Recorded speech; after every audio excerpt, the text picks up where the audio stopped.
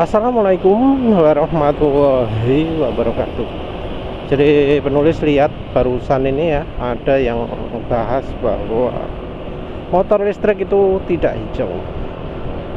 Karena katanya lihat banyak TikTok, banyak postingan pendek gitu ya, yang pose depan motornya sambil ngasih hashtag go green atau save the earth gitu ya. Ya sebenarnya untuk mengkategorikan sesuatu itu sebagai green atau save the earth itu ya perlu ada perlu ada sesuatu yang membuatnya lebih ramah lingkungan. Entah ini mungkin bahas biofuel juga mungkin kali ya. Jadi apa yang membuat hijau itu sebenarnya? Hijau itu biasanya mengacu pada yang bahannya atau sumbernya dari alam, dan alam itu yang bukan digali dari dalam tanah. Ya penulis setuju dengan si bro ini ya, yang ngomong bahwa motor listrik itu nggak hijau karena untuk menghasilkan motor listrik itu butuh bahan galian untuk mengeksplorasi, untuk mengambil bahan yang terbatas. Jadi yang namanya mobil listrik atau motor listrik, bahan bakunya bukan dari kayu, bukan dari tanaman, bukan dari buah, tapi dari hasil tambang. Minim logamnya lah, besi gitu ya. Terus ada juga aluminium, tembaga ini juga butuh cukup banyak, karena kan butuh kabel yang berhambatan rendah ya, kabel yang kualitasnya tinggi. Kabel kualitas tinggi itu ya tembaga, atau kalau lebih baik lagi butuh silver ya. Tapi ya itu tetap butuh bahan tambang. Penggeraknya juga sama, dari bahan tambang juga. Apalagi baterainya, baterai lithium itu ya ternyata juga butuh nikel, butuh bahan-bahan lain juga. Ya tentu bahan langka ya, bukan bahan yang banyak ditemukan. Oleh karena itu kan harganya baterai itu mahal. Harga baterai mahal itu bukan karena teknologinya yang tinggi, tapi bahannya juga mahal. Hasil tambang juga, cara penambangannya bagaimana? Cara penambangan yang ramah lingkungan atau merusak alam? Karena banyak contoh ya, tambang nikel atau tambang bahan-bahannya baterai itu cara penambangannya primitif. Cara penambangannya juga tidak hijau ya. Jadi intinya makin banyak kendaraan listrik gitu, maka makin parah penambangan yang dilakukan, penambangan nikel. Apalagi bahannya yang dipakai untuk baterai listrik ini sebagian besar bukan bahan yang bisa didaur ulang. Metode daur ulangnya pun bikin harga bahannya jauh lebih mahal. Jadi untuk mendaur ulang itu katanya biayanya bakal lebih mahal daripada kalau dibuang gitu. Jadi untuk daur ulang bakal jadi biaya tambahan lagi. Dan sementara itu sekarang harga baterai itu masih tidak termasuk biaya daur ulang, setahu penulis gitu. Jadi ya punya kendaraan listrik, punya motor listrik itu harus tahu bahannya tidak hijau. Nah, biasanya kalau hijau yang lain itu adalah limbahnya hijau. Jadi ketika ada yang ngomong tas yang alami, tas yang hijau, itu adalah tas yang kalau dibuang ke alam itu bisa rusak. Orang-orang menghindari tas kresek plastik karena tas kresek plastik itu tidak akan rusak walau dibuang ke alam, plastiknya utuh. Walau memang sih sekarang ini ada juga yang plastik yang bisa rusak juga, tapi biasanya plastiknya adalah plastik yang tidak bisa rusak, plastik yang utuh terus. Nah, kalau sampah plastik aja dibilang nggak hijau ya, apalagi sampah motor listrik. Motor listrik itu plastiknya piro, banyak sekali kan plastik yang ada di motor listrik itu. Terus bahan-bahan lain, mungkin kalau logam kayak contohnya besinya, tembaganya mungkin akan habis. Tapi kan ono plastiknya pisan, kabelnya itu masih terbungkus plastik. Terus apa maneh, motornya juga ada casingnya macam-macam, penguraiannya butuh lama. Apalagi kalau kita ngomong soal baterai, daur ulang baterai kendaraan listrik itu ya penulis sudah sebut tadi, teknologinya belum matang. Jadi untuk daur ulang baterai nggak akan nututi kalau disuruh untuk memproses semua sampah-sampah yang dihasilkan kendaraan listrik. Bukan sampah, baterai bekas yang dihasilkan oleh kendaraan listrik. Industrinya belum siap, kapasitasnya masih minim, dan yang bisa dipergunakan kembali juga sangat kecil. Recyclability-nya, kemampuan untuk didaur ulangnya masih kecil. Kebanyakan dibuang. Entah itu teknologinya dari mana penulis baca itu, untuk bisa daur ulang banyak, konsentrasi banyak, itu merupakan sesuatu yang sulit ya. Jadi secara recyclable-nya sulit. Ada sampah yang yang tersisa di situ, dan racunnya itu dikatakan lebih berbahaya daripada baterai timah. Padahal baterai timah sendiri itu sudah dianggap beracun ya, yang cukup besar lah ya, sehingga ada usaha terima baterai bekas gitu ya. Tapi baterai timah ini, timahnya mudah untuk di recycle, mudah untuk diperoleh kembali. Ini beda dari teknologi baterai lithium yang dipakai di kendaraan listrik. Jadi kalau kita lihat levelnya, baterai kendaraan listrik itu bukan baterai yang hijau.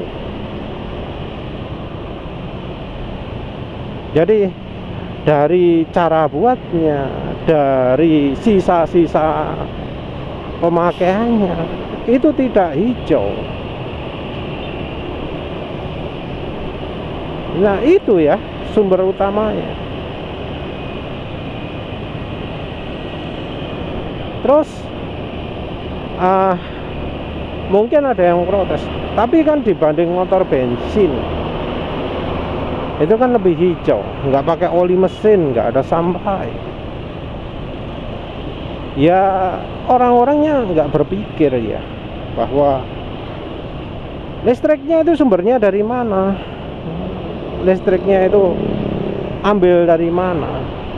Kan listrik sekarang itu ada yang dari genset ya, genset yang bahan bakarnya adalah solar.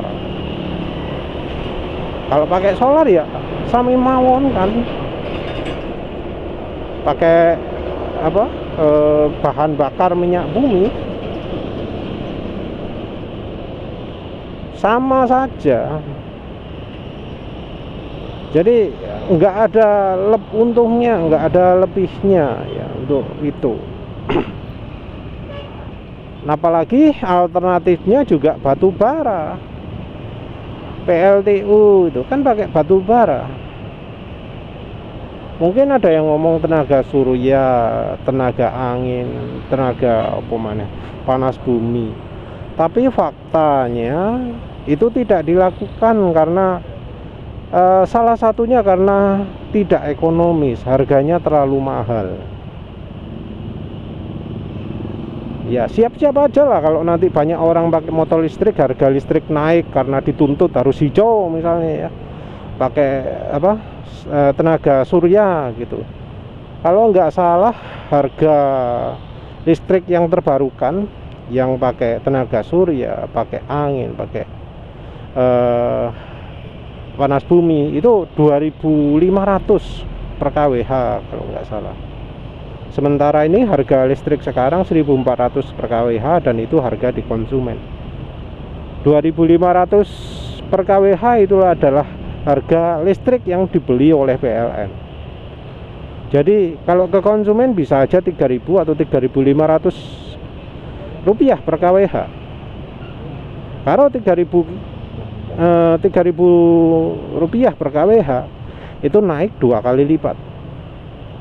Bayang sekarang tagihan listrik yang sudah mahal ya, banyak orang yang mengeluh tagihannya kan yang 1.300-an, ngomongnya hampir sejuta, yang 900 wattan yang juga sulit untuk dicapai itu wis piro 500-an ya. Nah kalau misalnya naik 2 kali lipat, yang 500.000 jadi sejuta, yang sejuta jadi 2 juta per bulan. Apa mampu?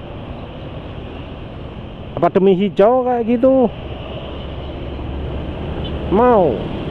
Nggak yakin penulis. Mungkin ada yang ngomong biofuel, bahan bakar dari apa jenenge, dari tanaman. Nah lagi-lagi ya orang itu seenak.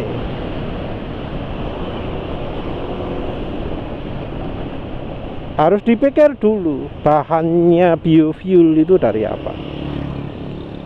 Biofuel itu sumbernya adalah dari minyak nabati.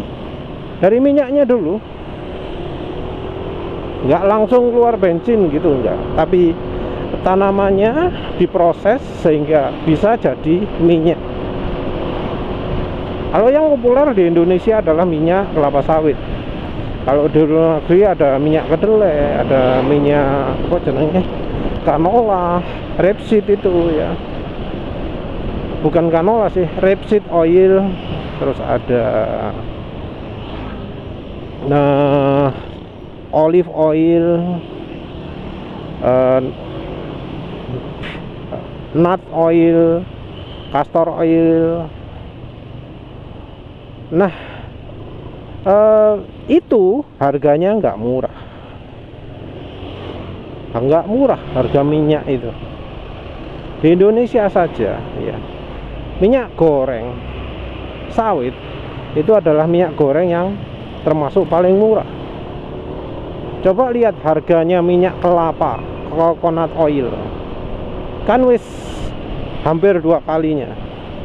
Minyak jagung sudah 2 kalinya. Minyak kedelai, minyak zaitun, minyak canola atau rapeseed itu sudah lebih dari 2 kalinya. Ada yang 3 kalinya, 4 kalinya, 5 kalinya minyak sawit.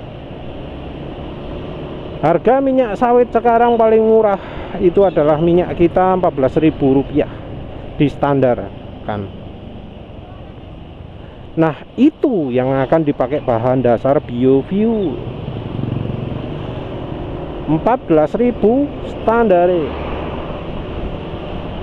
Yang kalau itu langsung bisa jadi bensin, berarti artinya 14.000 per liternya. Bahan bakar 14.000 per liter. Kalau diproses macam-macam sama harga aditif merah putih atau apa itu ya, harga katalis merah putihnya, bisa aja harganya jatuhnya jadi 21.000 atau berapa loh. 21.000. Dan mungkin itu untuk solar, dan itu pun yang mungkin masih teknologinya masih FAME. Oh iya, kalau nggak salah FAME itu harganya sekitar 16.000 per liter ya. Sorry, bukan FAME, biosolar sendiri. Biosolar itu harganya harusnya 16.000, padahal masih 30%. Nggak kebayang kalau 100% berapa itu. Dan karena sumbernya terutama di sini di Indonesia ini adalah minyak sawit ya. Jadi pertanyaan, apakah minyak sawit itu hijau? Karena ya, kalau di Eropa produk minyak sawit kita itu diblokir. Kenapa? Karena dianggap tidak hijau. Kenapa tidak hijau? Karena merusak hutan.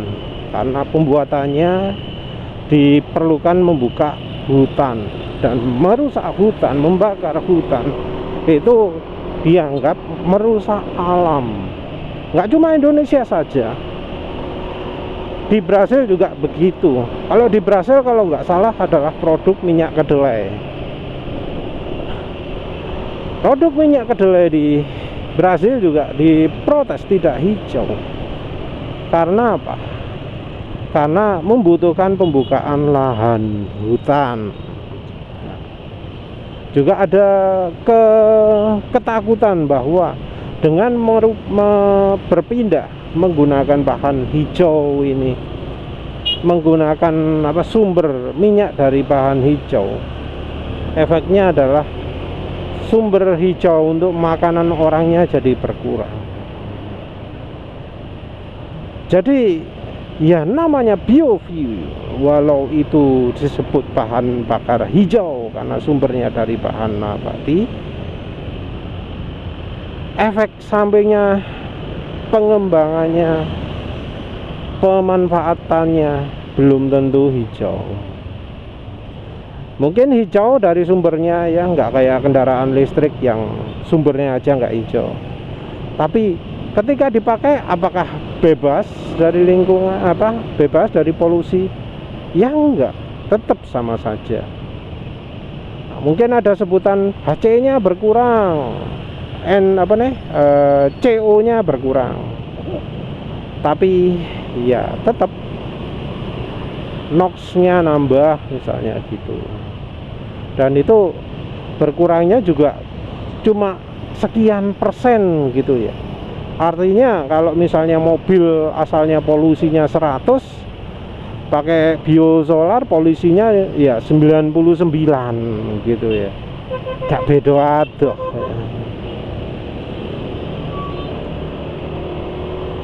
Jadi gak bisa ya dibilang hijau sembarangan itu. Kendaraan listrik itu gak iso hijau. Walau kendaraan listrik pakai gensetnya pakai biosolar, tetep aja gak hijau. Mau hijau bagaimana? Mungkin yang nggak ada polusinya adalah waktu kendaraannya dipakai nggak ada asapnya. Tapi ya sebenarnya ya sekarang ini kendaraan teknologi sudah euro gitu ya, asap itu kan minim sekali. Lihat nih, mana ada asap? Minim asap itu. Mana ada asap? Kecuali kalau kendaraannya nggak dirawat gitu ya, baru ada asap. Tapi kalau kendaraannya dirawat, nggak ada tuh asapnya. penulis mungkin zaman dulu, zaman masih banyak dua tak di perjalanan, guys, hidung itu kayak gimana gitu. Kalau sekarang enggak tuh ya, rasanya hidung ya bersih, di jalan ya nggak bikin sumpek.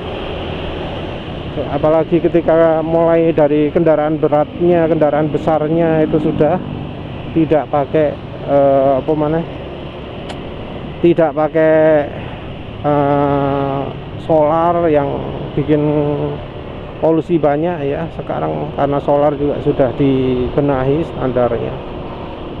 Asap hitam dari kendaraan itu sekarang sudah sangat jarang sekali, karena ya kalau ada asap hitam pasti ditilang. Nah, ini juga kita perlu tanya nih, Pertamina untuk menghasilkan listrik itu mesin dieselnya apa sudah Euro 3? Karena bisa jadi itu masih mesin tahun 60-an dipakai sampai sekarang, kan bisa saja. Walau mungkin juga ada air dari bendungan gitu ya. Tapi sekarang ya hujan itu Senin Kemis ya, nggak terusan. Ya wes lah, itu aja intinya. Kendaraan listrik itu jangan dianggap hijau lah, bukan kendaraan hijau. Biofuel juga jangan dianggap hijau. Dan lepas dari itu,